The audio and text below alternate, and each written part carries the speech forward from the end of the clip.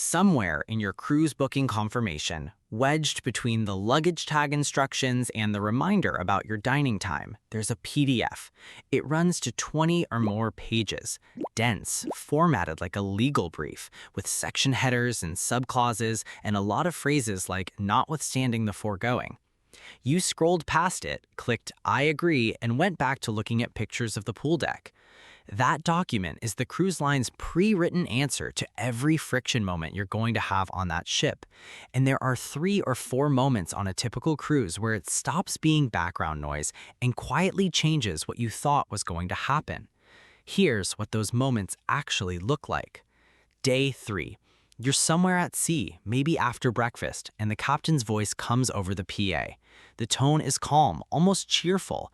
The port you've been looking forward to, the one with the excursion you pre-booked, the one on the cover of the brochure, won't be happening. Weather, operational requirements. Sometimes the explanation is thinner than that.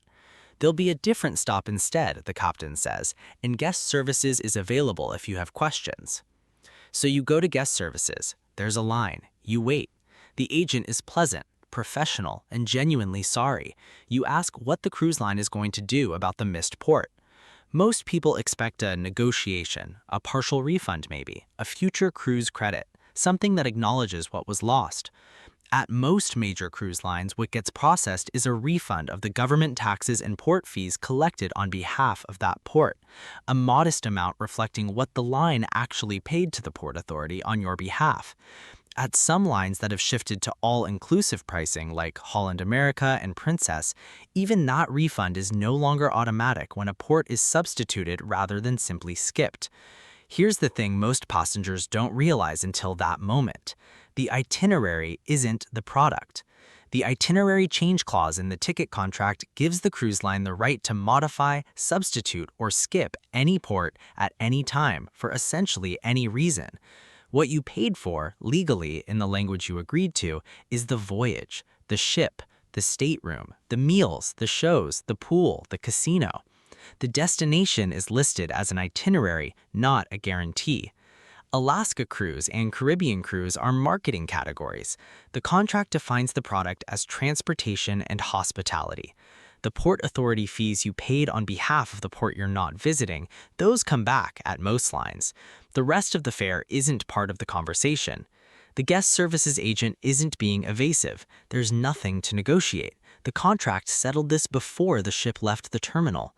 Future cruise credits sometimes appear as a goodwill gesture, but they're not required and they're not consistent. The port fee refund, where it exists, is the ceiling the contract built, which is why the agent's expression never really changes. They've had this conversation many times. The clause was there the whole time. You just didn't have a reason to read it yet. Now you do, which is also roughly when people start wondering about the medical center. Say you wake up on day 4 feeling genuinely unwell, or you twisted something on an excursion. Either way, you end up at the ship's medical center. It's clean, well-equipped, staffed by people in uniforms bearing the cruise line's logo. You get examined, treated, and sent on your way. Then the bill appears on your folio, the onboard account that runs through the same system as your drink package and your specialty dining reservation. It doesn't go to your health insurance, it goes directly to the account, to be settled before you disembark. This is when the second thing surfaces. Every visual cue in that medical center says cruise line employee. The uniform, the ship's name on the door, the fact that you found it by asking the ship's staff where to go. The ticket contract says otherwise. The ship's physician is typically documented as an independent contractor, not an employee of the cruise line. The contract says so explicitly, often in a clause that draws a clear line between services provided by the ship's doctor and services for which the cruise line assumes responsibility. If something goes wrong with your care, that distinction is the cruise line's first line of defense. Not our employee, not our liability. The doctor is practicing medicine aboard the ship. The ship is not practicing medicine through the doctor. Those are different things, and the contract knows exactly which one applies. It's a genuine gap between how the situation looks and how the situation is structured, and it lives in plain sight, in a document you agreed to. Which raises the obvious question about the excursion you bought at the ship's desk. If the operator is a third-party vendor, and the vast majority are, the ticket contract disclaims the cruise line's liability for what happens during that excursion. The ship's shore excursions desk is a sales channel. The contract is clear. They're connecting you with an outside operator, not guaranteeing the operator's contact. The zip line, the boat trip, the bus tour, those are being run by someone else. Buying through the ship didn't change who was actually running it. The cruise line processed your payment, the excursion company ran the experience, the contract drew that line before you boarded. By this point in the voyage, the picture is getting clearer. The contract isn't buried and it's not adversarial exactly, it's just very specific about what the cruise line is and isn't. And there's one more thing it's very specific about, which most passengers don't bump into until they're home: the clock. The natural instinct after a frustrating cruise experience, a damaged bag, a medical issue, an excursion injury, is to deal with it once you're back. You're on vacation. You'll sort it out when things settle down. That instinct is precisely what the contract was written for.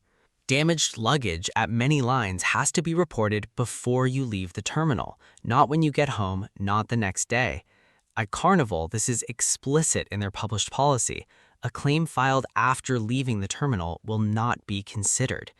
If you're considering a personal injury claim, most cruise line contracts require written notice of intent within 180 to 185 days of the incident, depending on the line. And the statute of limitations for actually filing a claim, the legal window for taking action, is typically 1 year from the date of the incident in the ticket contract, not the 2 or 3 years that standard consumer law would give you in most states. 1 year, and the written notice clock starts the day it happened, not the day you decided to do something about it. The week you spent recovering, the month you spent thinking about it, the 2 months you spent getting an estimate, that time can extinguish the claim entirely. The standard law window you assumed you had doesn't apply. The contract replaced it with its own.